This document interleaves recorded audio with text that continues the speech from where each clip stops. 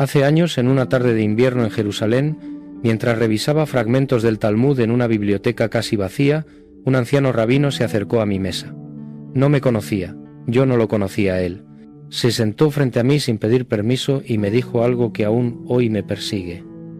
Los textos que estudias hablan mucho sobre los ancianos, pero hay algo que nunca se dice en voz alta, algo que está ahí, esperando a que alguien lo vea. Se fue sin decir más. Y yo me quedé con una pregunta que no me ha abandonado desde entonces. ¿Qué era eso que esperaba ser visto? Durante décadas he recorrido monasterios, archivos olvidados, conversado con estudiosos de lenguas muertas, y he descubierto que en las capas más antiguas de los textos bíblicos, en los márgenes de los manuscritos, en las traducciones que nunca llegaron a las iglesias, hay un tema recurrente, casi obsesivo, la soledad de los ancianos. Pero no como un problema social, no como una cuestión de caridad, sino como algo mucho más inquietante, como si esa soledad tuviera consecuencias que trascienden lo visible, como si hubiera algo en el abandono de los ancianos que alterara el orden mismo de la realidad espiritual, algo que los antiguos conocían y que nosotros, en nuestra modernidad, hemos olvidado por completo. En la versión oficial, la que conocemos todos, la Biblia nos habla del respeto a los ancianos. Está en Levítico 19:32, delante de las canas te levantarás y honrarás el rostro del anciano. Está en Éxodo 20:12, el quinto mandamiento, honra a tu padre y a tu madre. Es una enseñanza clara, universal, hermosa incluso, pero cuando uno profundiza, cuando lee los mismos pasajes en hebreo antiguo, cuando compara las traducciones arameas con las griegas de la Septuaginta, algo empieza a chirriar, porque la palabra hebrea que se traduce como honrar no solo significa respeto, tiene una raíz que implica peso, carga, sustancia. La palabra es kavod, y su significado original está vinculado a la idea de algo que tiene densidad espiritual, algo que no puede ser ignorado sin consecuencias. Honrar a un anciano, en el sentido original, no es solo una cortesía, es reconocer que en él habita algo de peso espiritual, algo denso, algo que no debe ser abandonado porque su abandono crea un desequilibrio, una fractura en el tejido invisible que conecta a las generaciones.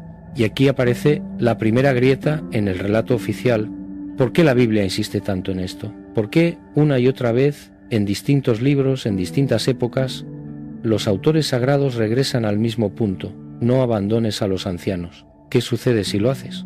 La respuesta tradicional es moral, porque está mal, porque es cruel, porque contradice los principios de compasión. Todo eso es cierto, por supuesto, pero hay algo más, algo que las traducciones modernas han suavizado, algo que los comentaristas contemporáneos prefieren no mencionar porque suena demasiado extraño, demasiado esotérico para nuestros oídos racionalistas, algo que tiene que ver con el orden cósmico. En el Salmo 71 hay un pasaje que siempre me ha estremecido. Es la oración de un anciano que siente la soledad aproximarse. No me deseches en el tiempo de la vejez. Cuando mi fuerza se acabare, no me desampares. Es una súplica. ¿Pero a quién está suplicando? A Dios, por supuesto. Pero también, si leemos entre líneas, a quienes lo rodean, a sus hijos, a su comunidad. Y lo que más inquieta de este salmo es que no es único. Hay otros, muchos otros. El Salmo 92 habla de los ancianos justos que aún en la vejez darán fruto. El Salmo 90 reflexiona sobre la brevedad de la vida y la sabiduría que viene con los años, como si los autores bíblicos supieran algo que nosotros hemos olvidado, como si intuyeran que en la vejez hay un conocimiento, una proximidad a algo fundamental que no debe ser desperdiciado. Hay un texto que no está en la mayoría de las Biblias occidentales. Se llama el Libro de los Jubileos y forma parte del canon de la Iglesia Ortodoxa Etíope. En él se describe con detalle cómo ciertos actos humanos son registrados en el cielo, no de manera metafórica. Se habla de ángeles específicos, llamados los vigilantes del umbral, que anotan en libros celestiales cada acto de abandono, cada noche de soledad de un anciano. Es una imagen perturbadora. Seres celestiales con plumas y tinta, escribiendo en pergaminos eternos cada vez que un hijo deja de visitar a su padre, cada vez que una llamada queda sin hacer, cada vez que un anciano llora solo en una habitación vacía. ¿Por qué se excluyó este texto del canon occidental? La respuesta oficial es que no cumplía con ciertos criterios teológicos. Pero hay estudiosos que sugieren otra razón, porque ponía demasiado énfasis en las consecuencias espirituales de nuestras acciones cotidianas, porque convertía el abandono de un anciano en algo tan grave como cualquier pecado capital, porque hacía responsables a los hijos no solo ante la ley moral, sino ante un tribunal cósmico, tal vez demasiado incómodo para una religión que con el tiempo prefirió enfocarse en la fe y la gracia más que en las obras concretas. Permítanme llevarlos a otro lugar, a las cuevas de Qumrán, donde se encontraron los manuscritos del Mar Muerto. Entre esos rollos hay uno, el rollo de la guerra, que describe batallas entre hijos de la luz e hijos de las tinieblas. Es un texto apocalíptico lleno de visiones de ángeles guerreros y demonios vencidos. Pero hay un pasaje poco conocido incluso entre los especialistas que habla de otra batalla, la batalla por las almas de los ancianos. Dice que cuando un anciano es abandonado, cuando vive sus últimos días sin compañía, se abre una grieta en el tejido espiritual, una fisura, y que hay fuerzas, entidades, que aprovechan esa grieta, no para dañar al anciano necesariamente, sino para registrar el abandono, para contabilizarlo, para usarlo como evidencia en algún juicio futuro. Como si cada acto de indiferencia hacia un anciano generara una deuda espiritual en quien lo comete, una deuda que según el texto se cobra no en esta vida sino en la siguiente. ¿Suena extraño? Por supuesto. Pero los esenios, la comunidad que escribió esos rollos, eran meticulosos en sus rituales.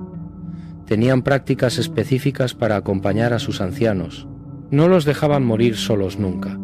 Creían que el momento de la muerte era un umbral sagrado, un portal entre dimensiones, y que la presencia de otros creyentes facilitaba el tránsito del alma. Cantaban himnos específicos, recitaban oraciones que hoy están perdidas, y creían que al hacerlo estaban abriendo un camino de luz para que el alma del moribundo pudiera ascender sin extraviarse en las regiones intermedias. Y no estaban solos en esa creencia. En el antiguo Egipto, los sacerdotes recitaban el libro de los muertos junto al lecho del moribundo, no después de la muerte sino durante, porque creían que el alma necesitaba instrucciones, guía para navegar el duat, el inframundo, y esas instrucciones solo podían transmitirse mientras el cuerpo aún respiraba, mientras el alma aún estaba parcialmente anclada a este mundo. En el budismo tibetano existe el Bardo Todol, el libro tibetano de los muertos, que también se lee al moribundo. Durante 49 días después de la muerte, los monjes continúan recitando, creyendo que el alma aún puede escuchar, que aún está en transición. En la tradición celta, los druidas acompañaban a los ancianos en sus últimas semanas, preparándolos para lo que llamaban el viaje al oeste, el tránsito hacia las islas de los bienaventurados, y consideraban que morir solo sin la guía de alguien que conociera los caminos del otro lado era condenar al alma a vagar perdida. Todas estas culturas, separadas por miles de kilómetros y siglos, coinciden en algo. El momento de la muerte no es algo que deba vivirse en soledad, no por sentimentalismo, sino porque hay un conocimiento involucrado, una técnica, un arte de morir que requiere la presencia de los vivos. Y la tradición judeo-cristiana, en sus capas más antiguas, también lo sabía. En el Evangelio de Marcos, capítulo 7, Jesús se enfrenta duramente a los fariseos por una práctica llamada corbán. Era una argucia legal. Alguien declaraba que sus bienes estaban consagrados a Dios, y con eso se libraba de la obligación de cuidar a sus padres ancianos. Podía seguir usando esos bienes, pero técnicamente ya no le pertenecían, así que no estaba obligado a compartirlos con sus padres necesitados. Y Jesús los llama hipócritas. Los acusa de invalidar la palabra de Dios por sus tradiciones humanas. Es una de las pocas veces en los evangelios donde Jesús muestra una ira tan directa, tan visceral. ¿Por qué? ¿Qué había en el abandono de los ancianos que justificaba esa reacción? Hay quienes dicen que Jesús simplemente defendía la ley mosaica, pero si leemos el pasaje con atención vemos que su argumento es más profundo. Dice que ellos están invalidando la palabra de Dios. No está hablando solo de desobediencia, está hablando de anular, de hacer nula la palabra misma de Dios como si el abandono de los ancianos no fuera simplemente romper una regla, sino deshacer algo fundamental en el orden de la creación. Hay un texto apócrifo, el Evangelio de los Nazarenos, que nunca entró en el canon oficial, pero que fue citado por varios padres de la Iglesia primitiva, incluidos Jerónimo y Orígenes. En él, Jesús dice algo que no aparece en ninguno de los evangelios canónicos. En el día del juicio, no seréis juzgados por vuestras oraciones, sino por el llanto silencioso que no escuchasteis. ¿Llanto silencioso? ¿De quién? El texto continúa, porque quien abandona a un anciano, abandona a quien Dios envió para enseñarle a morir. Para enseñarle a morir. Esa frase me detuvo durante años. ¿Qué significa que los ancianos nos enseñan a morir? ¿No es la muerte algo que cada uno experimenta solo, inevitablemente, sin que haya elección posible?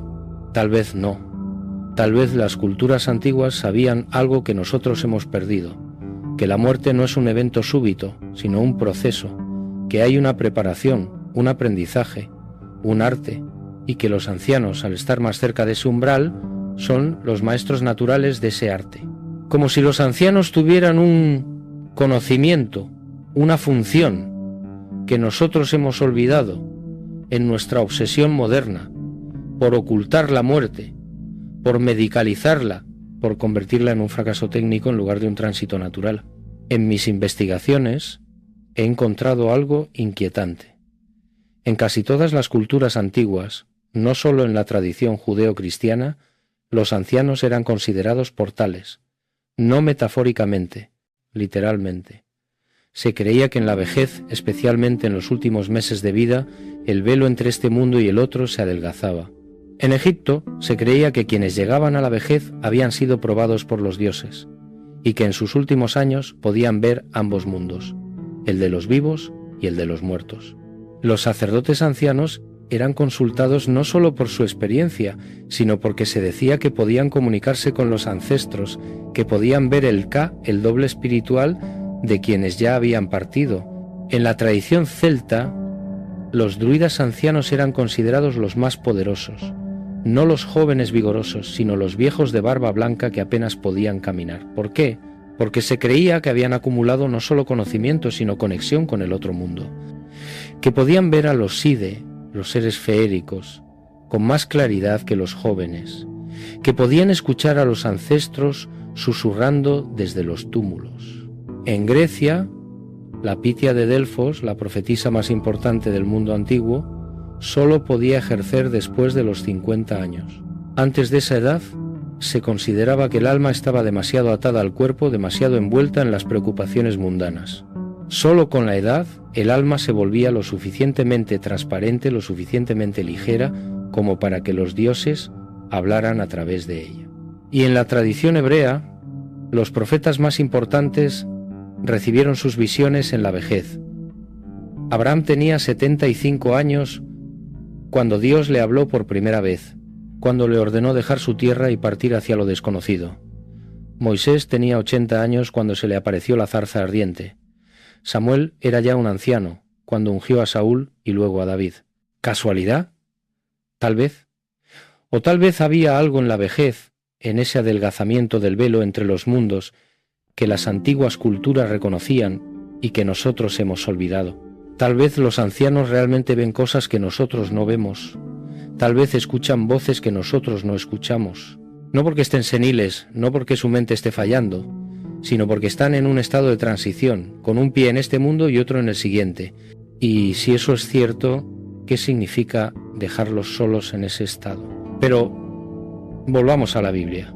Hay un pasaje en el Nuevo Testamento que siempre me ha parecido revelador. En el Evangelio de Juan, capítulo 19, Jesús está en la cruz, está muriendo. El dolor debe ser insoportable, la asfixia lenta de la crucifixión, el peso del cuerpo desgarrando los clavos en manos y pies, la sed, la humillación, y en ese momento uno de sus últimos actos es mirar a su madre, María, que está al pie de la cruz, y luego a Juan, el discípulo amado, y decir: mujer, he ahí tu hijo, y a Juan: he ahí tu madre. ¿Qué estaba haciendo Jesús? Asegurándose de que su madre no quedara sola. En medio de su agonía, en el momento más terrible de su vida, su preocupación era que María, ya anciana según los estudiosos bíblicos, tuviera quien la cuidara. No predicó, No perdonó a sus verdugos en ese momento, eso vino antes. No hizo declaraciones teológicas. Simplemente se aseguró de que su madre anciana no quedara abandonada. Si el Hijo de Dios, muriendo, se preocupó por eso, ¿qué nos dice sobre la gravedad de abandonar a un anciano? Los comentaristas tradicionales ven este pasaje como un acto de piedad filial, y lo es. Pero hay algo más profundo, porque Jesús podía haber esperado a que terminara el suplicio para dar esas instrucciones. Podía haber pedido a alguien que se encargara después, pero no. Lo hizo en ese momento como si fuera urgente, como si no pudiera partir sin asegurarse de ese cuidado, como si supiera que abandonar a un anciano, incluso por las razones más justificables, era algo que no podía permitirse ni siquiera él, en las circunstancias más extremas.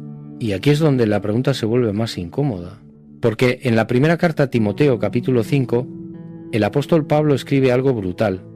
Si alguno no provee para los suyos, y mayormente para los de su casa, ha negado la fe y es peor que un incrédulo. Peor que un incrédulo. No igual, peor. ¿Por qué esa severidad? Porque Pablo, que en otras cartas es tan enfático sobre la salvación por gracia y no por obras, aquí pone una línea tan clara. ¿Por qué el abandono de los propios ancianos es considerado no solo un pecado, sino una negación de la fe misma? Hay algo en este tema que va más allá de la ética convencional, algo que los autores bíblicos intuían, pero que no siempre expresaban directamente. Hay una pista en los textos gnósticos, en el Evangelio de Felipe, uno de los manuscritos encontrados en Nag Hammadi en 1945, hay una frase enigmática: los que honran a los ancianos honran la luz que desciende. Los que los abandonan apagan la lámpara de su propia alma. Durante años no supe qué significaba. La luz que desciende. ¿Qué luz? ¿Desciende de dónde? Hasta que un estudioso de la Cábala, un anciano judío que conocí en Safed, en el norte de Israel, me explicó un concepto fascinante. En la tradición mística hebrea se cree que cada persona nace con una cantidad de luz espiritual, lo que llaman or, que no es luz física sino luz divina, una chispa del Creador, y que esa luz puede crecer o disminuir según nuestras acciones. Las acciones de amor, compasión, entrega aumentan la luz. Las de egoísmo, abandono, crueldad la disminuyen, pero no de manera uniforme. Hay acciones que generan más luz que otras, y hay acciones que oscurecen más que otras. Y según esta tradición, abandonar a un anciano es una de las acciones que más oscurece el alma, porque rompe el ciclo sagrado de reciprocidad. Ellos nos cuidaron cuando éramos vulnerables, cuando no podíamos valernos por nosotros mismos. Abandonarlos cuando ellos están en esa situación es traicionar el principio fundamental que sostiene el tejido del universo. No es solo una falta moral, es, en cierto sentido, una ruptura cósmica. Es decirle al universo: no reconozco la deuda, no honro el ciclo, rompo la cadena.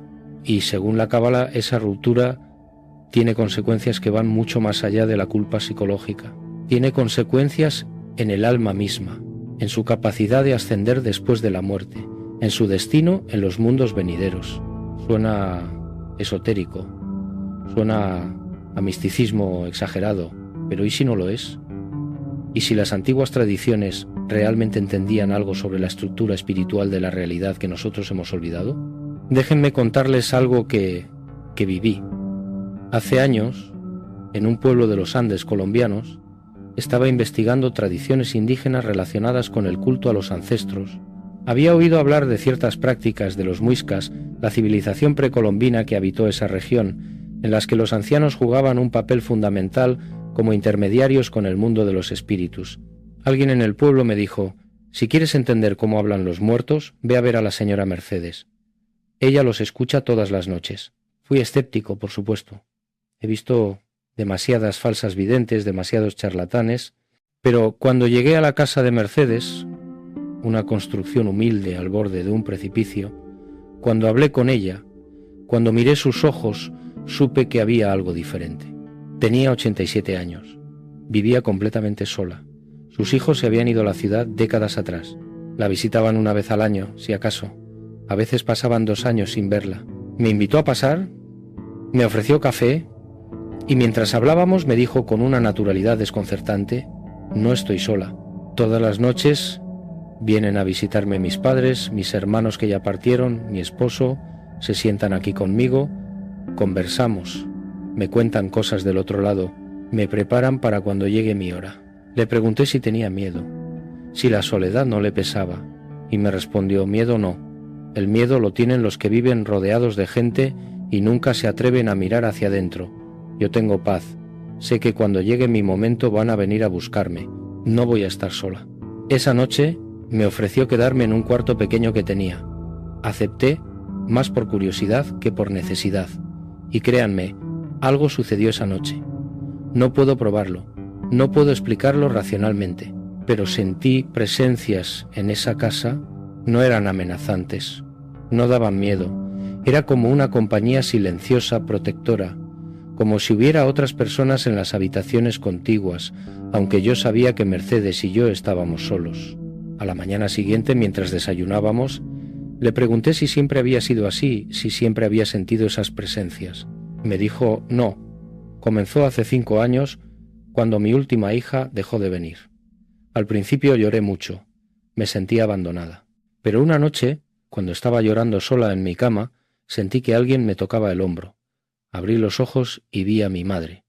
Estaba ahí, tan real como usted ahora, y me dijo: no llores, hija, nosotros estamos aquí, siempre hemos estado aquí, y pronto vendremos a buscarte. Mercedes murió 6 meses después de mi visita. El párroco del pueblo me escribió una carta: nunca he visto a nadie morir con tanta serenidad. Yo estaba con ella. Murió dormida, con una expresión de paz absoluta en el rostro, y juro que, segundos antes de que dejara de respirar, vi algo, una luz. No sé si fue reflejo de algo, pero había luz en la habitación, y Mercedes sonreía.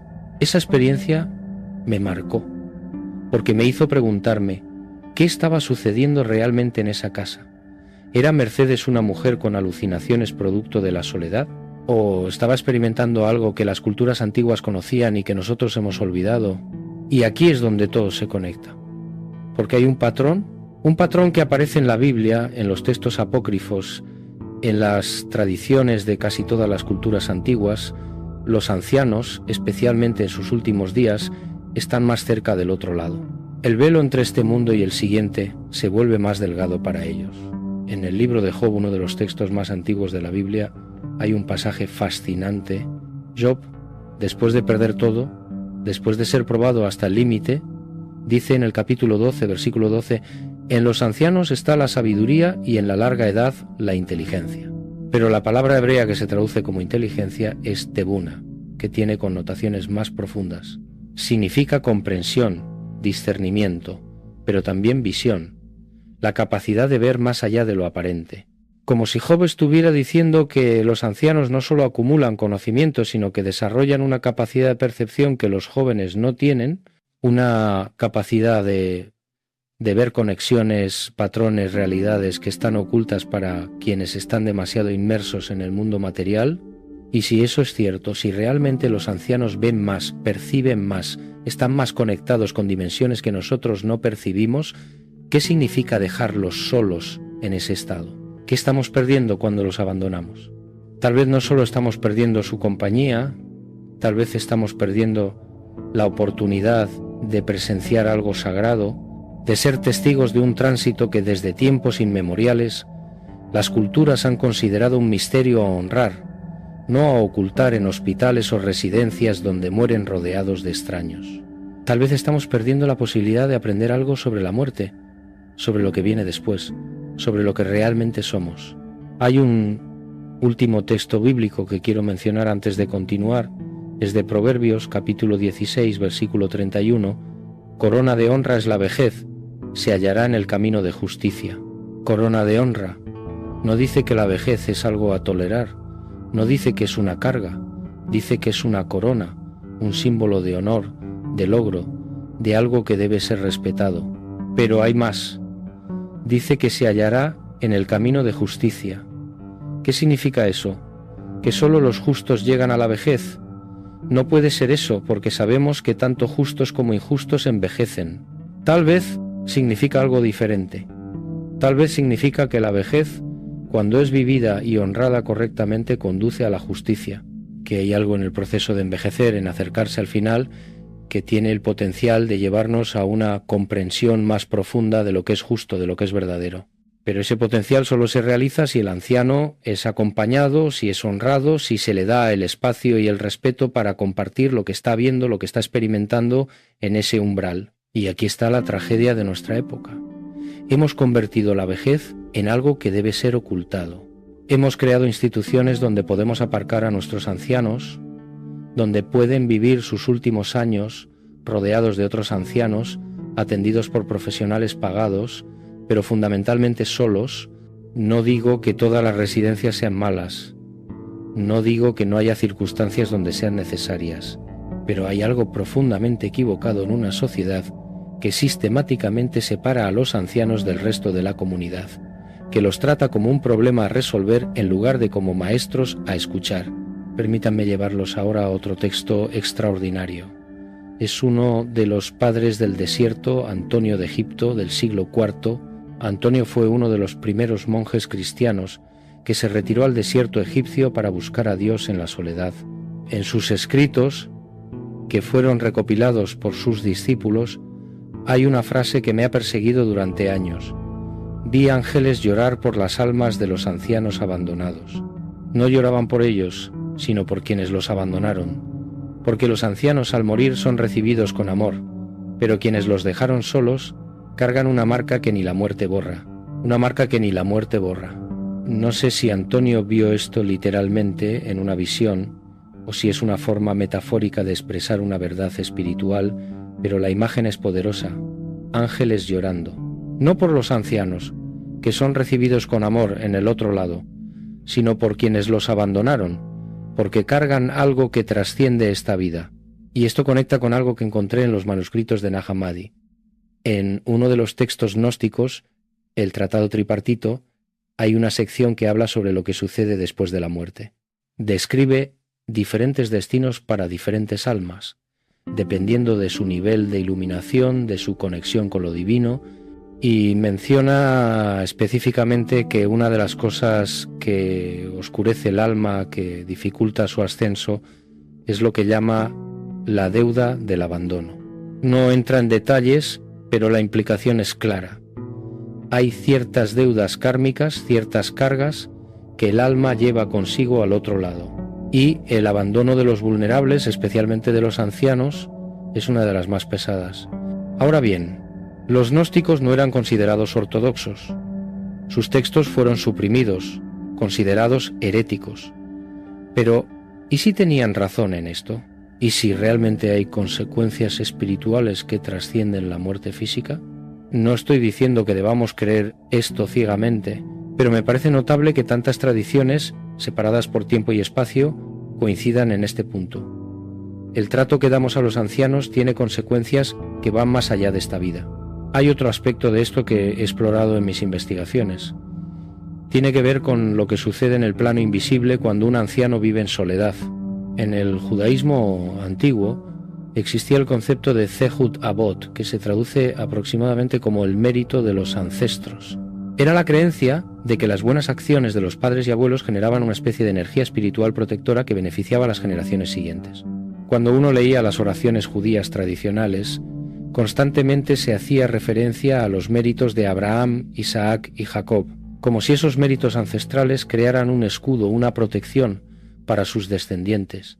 Pero esto funcionaba en ambas direcciones. El trato que se daba a los ancianos también afectaba ese flujo de energía. Honrarlos, cuidarlos, aumentaba el mérito. Abandonarlos interrumpía el flujo, dejaba a la familia sin esa protección espiritual. ¿Superstición? ¿Creencia primitiva? Tal vez. O tal vez una comprensión profunda de realidades que nuestra ciencia moderna apenas comienza a intuir, porque cada vez más estudios sobre la conciencia, sobre lo que algunos llaman campos morfogenéticos, sobre la interconexión cuántica, sugieren que efectivamente existe una conexión invisible entre los miembros de una familia, entre las generaciones. Que no somos islas separadas, sino nodos en una red de relaciones que trasciende el espacio y el tiempo. Y si eso es cierto, ¿qué sucede cuando esa red se rompe por el abandono? qué se quiebra en el tejido invisible que conecta a una familia cuando un anciano es dejado morir solo. He hablado con terapeutas familiares, con psicólogos que trabajan con constelaciones familiares, y muchos me han dicho algo similar. Las familias que abandonan a sus ancianos tienden a desarrollar patrones de conflicto, de enfermedad, de desintegración, que son difíciles de explicar solo en términos psicológicos, como si el abandono creara una fractura que se propaga a través de las generaciones, afectando a nietos y bisnietos que ni siquiera conocieron al anciano abandonado. No puedo probar esto científicamente, pero el patrón está ahí, repetido una y otra vez en diferentes culturas, diferentes tradiciones. Permítanme ahora contarles otra experiencia personal. Hace muchos años, cuando mi madre comenzó a envejecer, cuando su salud empezó a deteriorarse, me encontré en una encrucijada. Mi vida en ese momento era un torbellino de viajes, investigaciones, conferencias en distintos países, y hubo un momento en que consideré seriamente enviarla a una residencia. No porque no la amara, sino porque me parecía la solución más práctica. Estaría bien cuidada, tendría compañía de otras personas de su edad, atención médica a las 24 horas. Una noche tuve un sueño, y fue tan vívido, tan real, que aún hoy lo recuerdo con claridad absoluta. En ese sueño estaba en una habitación blanca. Mi madre estaba sentada en una silla, mirando por la ventana. No lloraba, no decía nada, solo miraba, con una expresión de infinita tristeza, y de repente escuché una voz. No puedo describirla adecuadamente. No era masculina ni femenina. Era simplemente una presencia que hablaba directamente a mi conciencia. Y la voz dijo: ella te dio vida cuando eras indefenso. Ahora que ella es indefensa, la abandonarás. Desperté bañado en sudor. Era las 3 de la mañana. Y en ese momento tomé una decisión que cambió todo. Mi madre se quedaría conmigo. Adaptaría mi vida a sus necesidades, no al revés. Y créanme cuando les digo que esos últimos años fueron los más sagrados de mi vida. Aprendí más sobre el amor, sobre el sacrificio, sobre el misterio de la existencia en esas conversaciones nocturnas con mi madre anciana que en décadas de investigación académica, de viajes a lugares exóticos, de lecturas de textos antiguos. Cuando finalmente falleció, yo estaba con ella. Sostuve su mano, le hablé, le dije que era libre de partir, que no tuviera miedo. Y te juro que en el momento de su muerte sentí algo en la habitación. No puedo probarlo, no puedo fotografiarlo, no puedo medirlo con ningún instrumento científico, pero sé lo que sentí. Era como si el aire se hubiera vuelto más denso, como si hubiera una presencia o varias presencias en la habitación. Y mi madre, que había estado respirando con dificultad, de repente abrió los ojos, miró hacia arriba, hacia algo que yo no podía ver, y sonrió. Fue la sonrisa más hermosa que he visto en mi vida. Una sonrisa de reconocimiento, de alegría, de bienvenida, y luego dejó de respirar, así, en paz, con esa sonrisa aún en sus labios. El médico que vino a certificar la muerte me dijo que era normal, que a veces los moribundos tienen gestos involuntarios, pero yo sé lo que vi, y sé que mi madre no estaba sola en ese momento. Había alguien, o algo, esperándola. Esa experiencia me llevó a investigar más profundamente los relatos de experiencias cercanas a la muerte, y encontré algo fascinante. Hay un patrón común en miles de testimonios de personas que han estado clínicamente muertas y han vuelto. Muchas describen que en el momento de la muerte aparecieron figuras de luz. A veces las identifican como ángeles, a veces como familiares fallecidos que vienen a recibirlos, a veces simplemente como presencias amorosas, pero hay una diferencia notable entre quienes murieron rodeados de amor y quienes murieron solos. Los primeros describen el tránsito como fluido, natural, lleno de paz.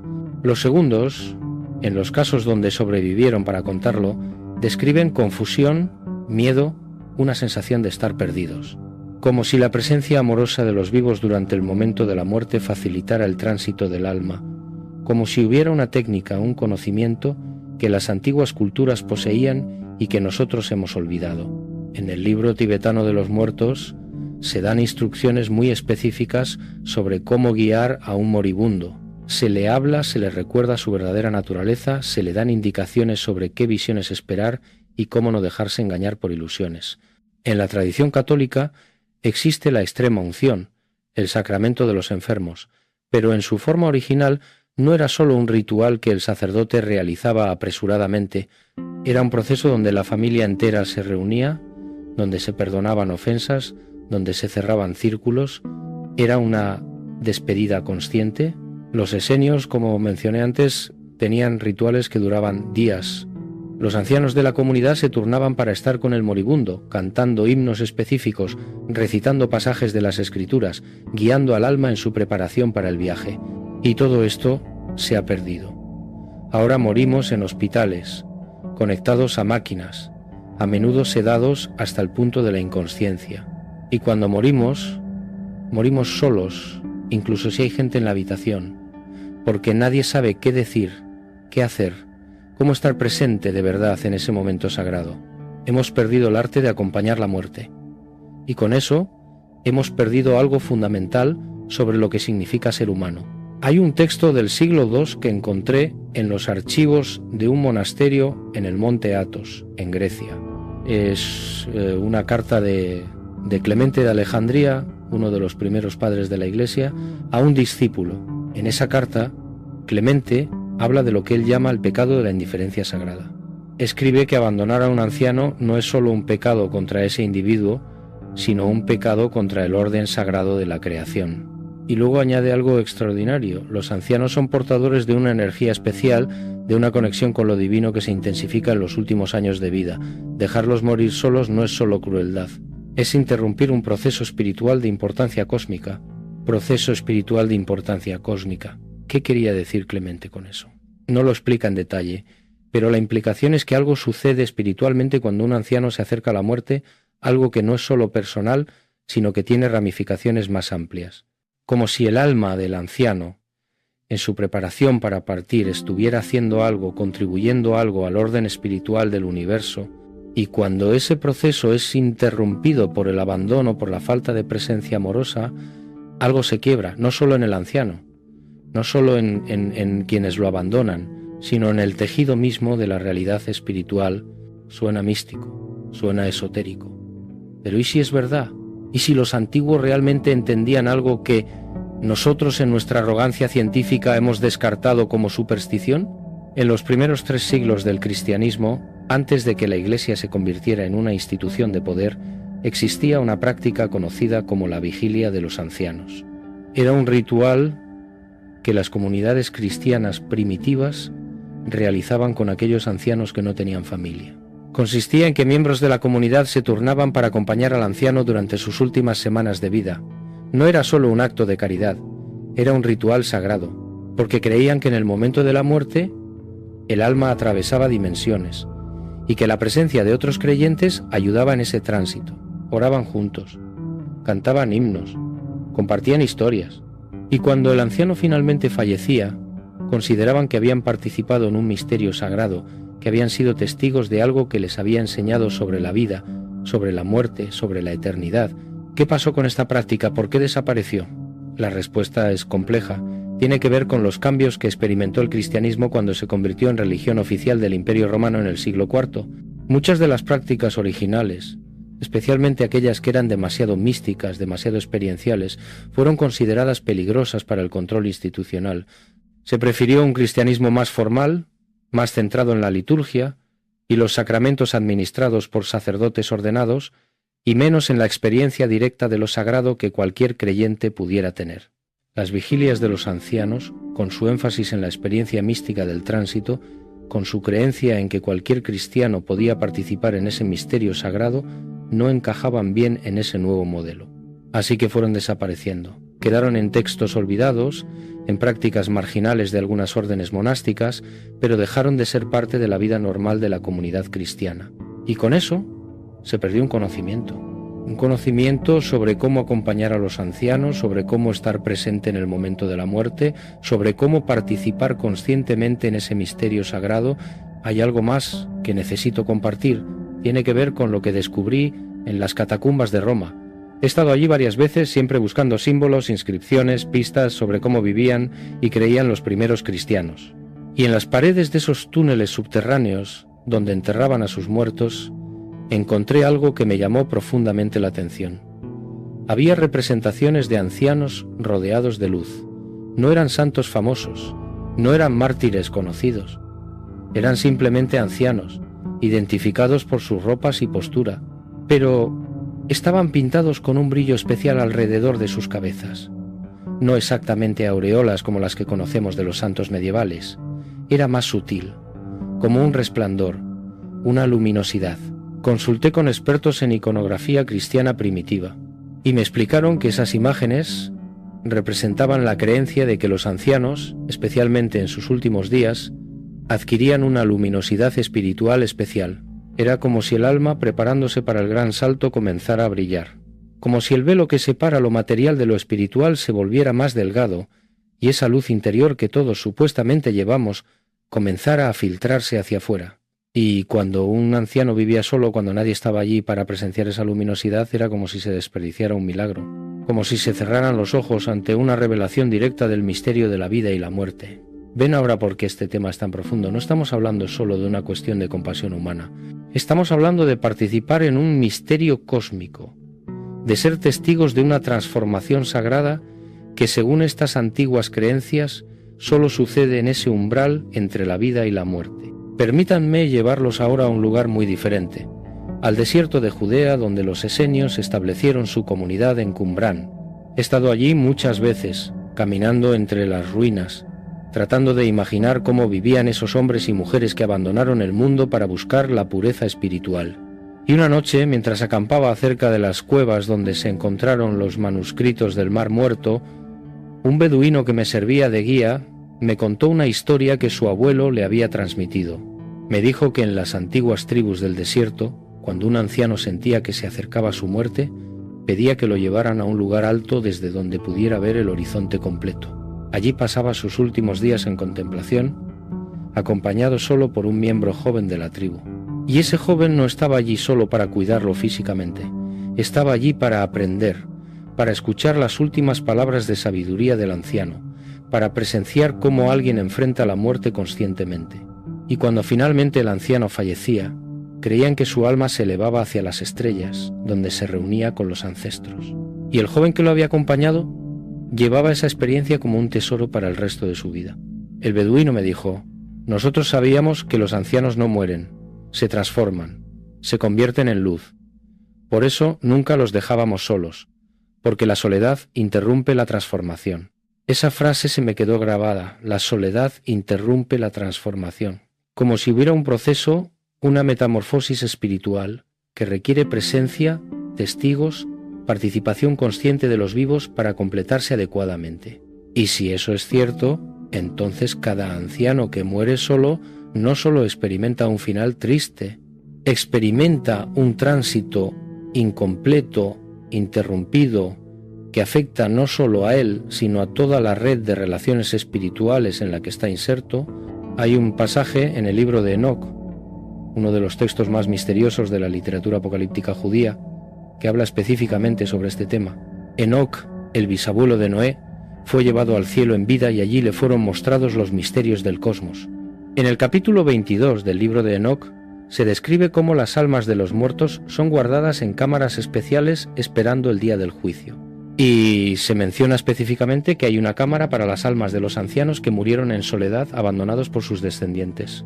Y dice que estas almas son consoladas por ángeles de una manera especial, que son tratadas con un amor que compensa todo el amor que no recibieron en la tierra.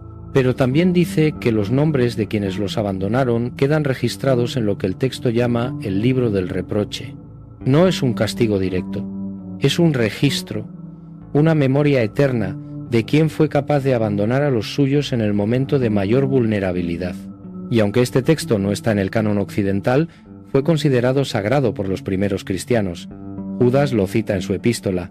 Los padres de la Iglesia de los primeros siglos lo mencionan con respeto. ¿Por qué fue excluido entonces? Las razones teológicas son complejas, pero una de ellas es que el libro de Enoc pone demasiado énfasis en las consecuencias concretas de nuestras acciones, en un sistema de justicia que registra y contabiliza cada acto de amor y cada acto de abandono. Y eso no encajaba bien con la teología que se estaba desarrollando, que enfatizaba la salvación por gracia y no por obras. Pero ¿y si ambas cosas son verdaderas? ¿Y si somos salvados por gracia, pero aún así hay consecuencias para nuestras acciones? ¿Y si el amor de Dios es infinito, pero su justicia también es perfecta? Quiero compartir ahora algo que descubrí en los archivos del Vaticano. Hace años tuve acceso limitado a ciertos documentos, gracias a contactos que prefiero no nombrar. Y entre esos documentos encontré investigaciones que la Iglesia había realizado sobre fenómenos místicos relacionados con la muerte de ancianos santos. Había casos documentados, fechados entre los siglos XVI y XVIII, de ancianos que vivían en pobreza extrema y soledad, pero que en el momento de su muerte fueron vistos rodeados de luz por quienes estaban presentes. En uno de los casos, una anciana que vivía como ermitaña en las afueras de Asís fue encontrada muerta en su choza por un campesino, y el campesino juró que cuando entró la habitación estaba llena de una luz dorada, aunque era de noche y no había ninguna fuente de luz visible. La Iglesia investigó el caso tratando de determinar si era un verdadero fenómeno místico o algún tipo de ilusión, y lo fascinante es que encontraron testimonios similares en diferentes partes de Europa, ancianos pobres, a menudo abandonados, que al morir eran vistos rodeados de luz. Y había un patrón en los testimonios. Los ancianos que habían vivido vidas de amor y servicio, especialmente aquellos que a pesar de haber sido abandonados no guardaban rencor, experimentaban muertes extraordinariamente pacíficas y a menudo con fenómenos luminosos reportados por testigos. Por otro lado, había casos documentados de personas que habían vivido abandonando a otros, especialmente a sus propios padres ancianos, experimentaban muertes difíciles, atormentadas, con delirios y visiones perturbadoras en sus últimas horas. La Iglesia concluyó que había una correlación. No lo proclamó públicamente, no hizo de esto una doctrina oficial, pero en esos documentos internos la conclusión era clara. Cómo vivimos, especialmente cómo tratamos a los vulnerables, afecta directamente cómo morimos. Y esto no es teología abstracta, es observación empírica basada en cientos de casos documentados a lo largo de siglos. Permítanme ahora llevarlos a otro aspecto de esta investigación. Tiene que ver con lo que sucede en las familias después de que un anciano muere solo y abandonado. He hablado con terapeutas, con trabajadores sociales, con sacerdotes que hacen acompañamiento de duelo, y muchos me han contado algo similar. Las familias que abandonaron a un anciano, que lo dejaron morir sin presencia ni cuidado, tienden a desintegrarse después, no inmediatamente. A veces pasan meses o años, pero de repente comienzan a aparecer problemas, divorcios inexplicables, conflictos entre hermanos que antes se llevaban bien, enfermedades que surgen sin razón aparente, depresiones, adicciones, como si algo invisible se hubiera roto en el tejido familiar, como si el abandono del anciano hubiera creado una grieta que se propaga, afectando a todos los miembros de la familia. Los terapeutas lo llaman culpa no procesada o trauma transgeneracional. Y tienen razón, por supuesto. Hay explicaciones psicológicas perfectamente válidas para estos fenómenos. Pero, ¿y si hay algo más? ¿Y si las antiguas tradiciones tenían razón cuando decían que el abandono de un anciano rompe algo en el plano espiritual? ¿Que interrumpe el flujo de bendición, de protección que conecta a las generaciones? En el Antiguo Testamento hay un concepto fascinante llamado pacto generacional. Es la idea de que las promesas de Dios no son solo para un individuo, sino para su descendencia. Pero ese pacto requiere reciprocidad. Requiere que cada generación honre a la anterior. Cuando Abraham obedeció a Dios, la bendición se extendió a Isaac. Cuando Isaac mantuvo el pacto, se extendió a Jacob, y así sucesivamente. Pero cuando alguien rompía el pacto, cuando traicionaba los principios fundamentales, la bendición se interrumpía. Y uno de esos principios fundamentales era el honor a los padres, el cuidado de los ancianos. ¿Es esto solo mitología antigua? ¿O hay una verdad más profunda aquí sobre cómo funciona el universo espiritual? Déjenme contarles una última historia antes de cerrar esta reflexión. Es sobre un hombre que conocí en Argentina hace unos 10 años. Lo llamaré Eduardo, aunque ese no es su nombre real. Eduardo era un empresario exitoso.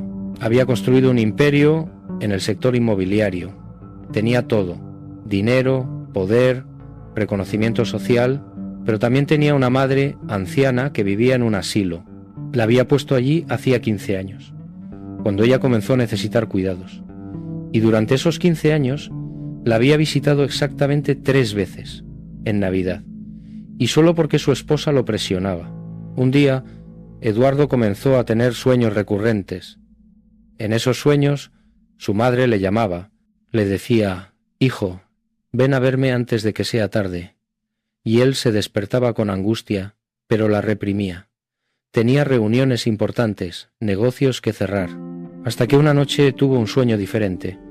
Vio a su madre en una habitación oscura, llorando, y de repente figuras de luz entraban en la habitación. Y una de esas figuras que Eduardo sintió era su padre fallecido. Le miraba con una tristeza infinita y le decía: «Ella te dio vida, y tú la dejaste morir sola». Eduardo se despertó bañado en lágrimas. Era las 4 de la mañana, y en ese momento algo se rompió dentro de él. Llamó a su chofer, se vistió y fue directo al asilo. Cuando llegó, las enfermeras le dijeron que su madre acababa de fallecer, hacía menos de 1 hora, sola, sin nadie a su lado. Eduardo entró a la habitación donde estaba el cuerpo de su madre, y me contó, años después, que en ese momento sintió algo que no puede describir con palabras. Era como si todo el peso de esos 15 años de abandono cayera sobre él de golpe. Se arrodilló junto al cuerpo de su madre y lloró como no había llorado desde que era niño. Y me juró que mientras lloraba, sintió una presencia en la habitación. Algo frío, oscuro, acusador. No era su madre. Era algo más. Y esa presencia le susurró, o él sintió que le susurraba: «Ella te esperó, cada día, y tú nunca viniste». Eduardo salió de allí destrozado, y su vida comenzó a desmoronarse. Su matrimonio se desintegró en menos de 1 año. Su negocio comenzó a tener problemas que no podía explicar. Desarrolló una depresión severa. Cuando lo conocí, llevaba 5 años en terapia y en búsqueda espiritual tratando de sanar esa herida. Me buscó porque alguien le dijo que yo investigaba estos temas. Y me preguntó: ¿es posible que haya consecuencias reales más allá de la culpa psicológica por haber abandonado a mi madre? Le dije que no lo sabía con certeza, que no podía probarlo científicamente, pero que todas las tradiciones antiguas decían que sí, que el abandono de un anciano crea una deuda espiritual que debe ser saldada, si no en esta vida, en la siguiente. Eduardo me dijo: «Yo necesito creer eso, porque si todo lo que he sufrido estos años es solo mi culpa, entonces soy más débil de lo que pensaba. Pero si es consecuencia de algo real, de una ley espiritual, entonces tal vez pueda sanar si aprendo a saldar esa deuda». Le hablé sobre el arrepentimiento, sobre el perdón, sobre la posibilidad de honrar la memoria de su madre ahora, cuidando a otros ancianos en su nombre. Y hasta donde sé, eso es lo que está haciendo.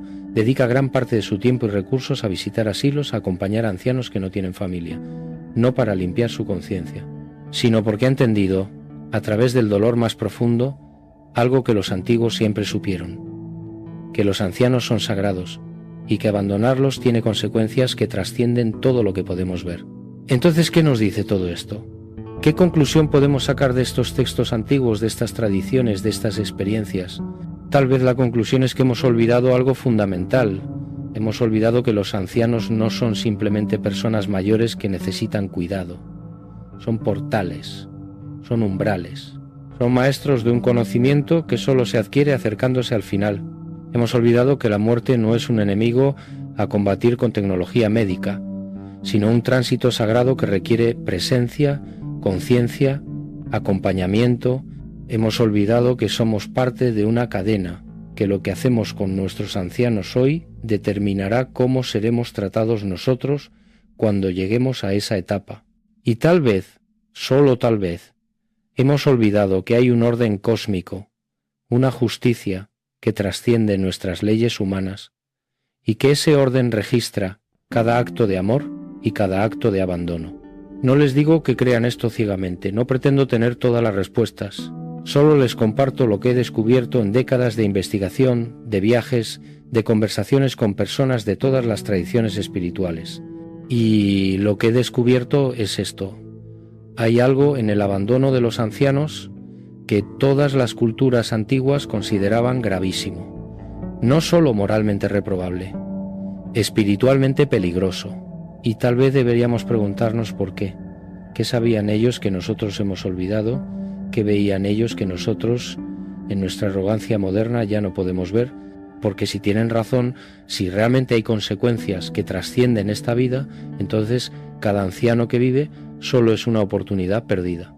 No solo para ellos, para nosotros, para aprender algo sobre la muerte, sobre la vida, sobre lo que realmente somos, más allá de este cuerpo que inevitablemente envejece.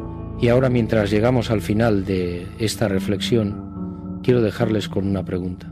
Una pregunta que no tiene respuesta fácil, pero que tal vez valga la pena contemplar en el silencio de nuestro propio corazón. Si las antiguas tradiciones tienen razón, si realmente existe un orden cósmico que registra nuestras acciones, si realmente hay consecuencias espirituales que trascienden la muerte, entonces, ¿qué estamos haciendo cada día? ¿Qué pasa sin visitar a ese anciano que vive solo? ¿Qué estamos creando para nuestro propio futuro, para el futuro de nuestros hijos? Cada vez que posponemos esa llamada, esa visita, ese abrazo, no les doy respuestas, solo preguntas, porque al final cada uno debe encontrar su propia verdad, su propio camino. Pero tal vez, solo tal vez, la próxima vez que piensen en ese anciano en sus vidas, en esa persona mayor que vive sola esperando una visita que nunca llega, recuerden todo lo que hemos explorado aquí. Recuerden que todas las tradiciones antiguas, todas las escrituras sagradas, todos los textos que se mantuvieron ocultos durante siglos, coinciden en una cosa: los ancianos son sagrados, y abandonarlos tiene consecuencias que van más allá de lo que podemos ver, tocar o medir. Si esta reflexión ha resonado en ustedes, si sienten que hay algo aquí que merece ser contemplado más profundamente, les invito a compartir estas ideas, a conversar sobre ellas, a explorar por ustedes mismos estos textos antiguos. Y sobre todo, les invito a actuar, a hacer esa llamada, a programar esa visita, a estar presentes mientras aún hay tiempo. Porque el tiempo no regresa. Y las oportunidades perdidas con nuestros ancianos son oportunidades que nunca volverán. Nos vemos en el próximo misterio, y que las preguntas que quedan resonando los acompañen hasta que encuentren sus propias respuestas. Hace años, en una tarde de invierno en Jerusalén, mientras revisaba fragmentos del Talmud en una biblioteca casi vacía, un anciano rabino se acercó a mi mesa. No me conocía, yo no lo conocía a él.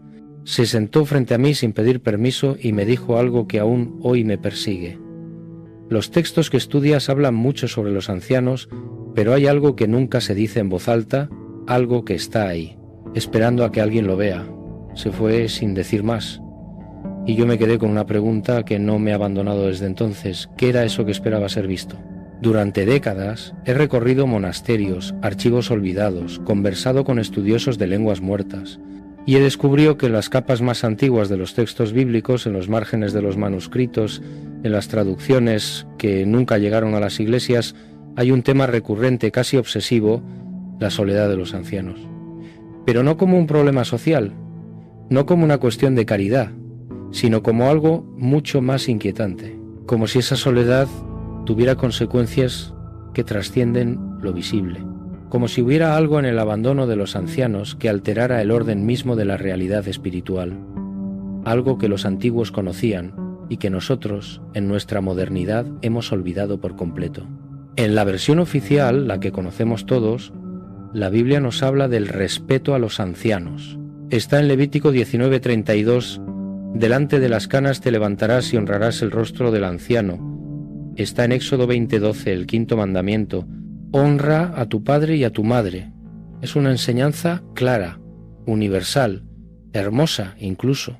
Pero cuando uno profundiza, cuando lee los mismos pasajes en hebreo antiguo, cuando compara las traducciones arameas con las griegas de la Septuaginta, algo empieza a chirriar. porque la palabra hebrea que se traduce como honrar no solo significa respeto, tiene una raíz que implica peso, carga, sustancia. La palabra es kabot, y su significado original está vinculado a la idea de algo que tiene densidad espiritual, algo que no puede ser ignorado sin consecuencias. Honrar a un anciano, en el sentido tal vez pueda sanar si aprendo a saldar esa deuda. Le hablé sobre el arrepentimiento, sobre el perdón, sobre la posibilidad de honrar la memoria de su madre ahora, cuidando a otros ancianos en su nombre, y hasta donde sé, eso es lo que está haciendo. Dedica gran parte de su tiempo y recursos a visitar asilos, a acompañar a ancianos que no tienen familia, no para limpiar su conciencia, sino porque ha entendido, a través del dolor más profundo, algo que los antiguos siempre supieron, que los ancianos son sagrados y que abandonarlos tiene consecuencias que trascienden todo lo que podemos ver. Entonces, ¿qué nos dice todo esto? ¿Qué conclusión podemos sacar de estos textos antiguos, de estas tradiciones, de estas experiencias? Tal vez la conclusión es que hemos olvidado algo fundamental. Hemos olvidado que los ancianos no son simplemente personas mayores que necesitan cuidado. Son portales, son umbrales, son maestros de un conocimiento que solo se adquiere acercándose al final. Hemos olvidado que la muerte no es un enemigo a combatir con tecnología médica, sino un tránsito sagrado que requiere presencia, conciencia, acompañamiento. Hemos olvidado que somos parte de una cadena, que lo que hacemos con nuestros ancianos hoy determinará cómo seremos tratados nosotros cuando lleguemos a esa etapa. Y tal vez, solo tal vez, hemos olvidado que hay un orden cósmico, una justicia que trasciende nuestras leyes humanas, y que ese orden registra cada acto de amor y cada acto de abandono. No les digo que crean esto ciegamente, no pretendo tener todas las respuestas, solo les comparto lo que he descubierto en décadas de investigación, de viajes, de conversaciones con personas de todas las tradiciones espirituales. Y lo que he descubierto es esto: hay algo en el abandono de los ancianos que todas las culturas antiguas consideraban gravísimo, no solo moralmente reprobable, espiritualmente peligroso. Y tal vez deberíamos preguntarnos por qué. ¿Qué sabían ellos que nosotros hemos olvidado? ¿Qué veían ellos que nosotros, en nuestra arrogancia moderna, ya no podemos ver? Porque si tienen razón, si realmente hay consecuencias que trascienden esta vida, entonces cada anciano que vive solo es una oportunidad perdida. No solo para ellos, para nosotros, para aprender algo sobre la muerte, sobre la vida, sobre lo que realmente somos, más allá de este cuerpo que inevitablemente envejece. Y ahora, mientras llegamos al final de esta reflexión, quiero dejarles con una pregunta. Una pregunta que no tiene respuesta fácil, pero que tal vez valga la pena contemplar en el silencio de nuestro propio corazón. Si las antiguas tradiciones tienen razón, si realmente existe un orden cósmico que registra nuestras acciones, si realmente hay consecuencias espirituales que trascienden la muerte, entonces, ¿qué estamos haciendo cada día? ¿Qué pasa sin visitar a ese anciano que vive solo?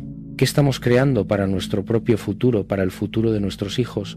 Cada vez que posponemos esa llamada, esa visita, ese abrazo, no les doy respuestas, solo preguntas, porque al final cada uno debe encontrar su propia verdad, su propio camino. Pero tal vez, solo tal vez, la próxima vez que piensen en ese anciano en sus vidas, en esa persona mayor que vive sola esperando una visita que nunca llega, recuerden todo lo que hemos explorado aquí. Recuerden que todas las tradiciones antiguas, todas las escrituras sagradas, todos los textos que se mantuvieron ocultos durante siglos, coinciden en una cosa: los ancianos son sagrados, y abandonarlos tiene consecuencias que van más allá de lo que podemos ver, tocar o medir. Si esta reflexión ha resonado en ustedes, si sienten que hay algo aquí que merece ser contemplado más profundamente, les invito a compartir estas ideas, a conversar sobre ellas, a explorar por ustedes mismos estos textos antiguos. Y sobre todo, les invito a actuar, a hacer esa llamada, a programar esa visita, a estar presentes mientras aún hay tiempo. Porque el tiempo no regresa. Y las oportunidades perdidas con nuestros ancianos son oportunidades que nunca volverán. Nos vemos en el próximo misterio, y que las preguntas que quedan resonando los acompañen hasta que encuentren sus propias respuestas. Hace años, en una tarde de invierno en Jerusalén, mientras revisaba fragmentos del Talmud en una biblioteca casi vacía, un anciano rabino se acercó a mi mesa. No me conocía, yo no lo conocía a él. Se sentó frente a mí sin pedir permiso y me dijo algo que aún hoy me persigue. Los textos que estudias hablan mucho sobre los ancianos, pero hay algo que nunca se dice en voz alta, algo que está ahí, esperando a que alguien lo vea. Se fue sin decir más.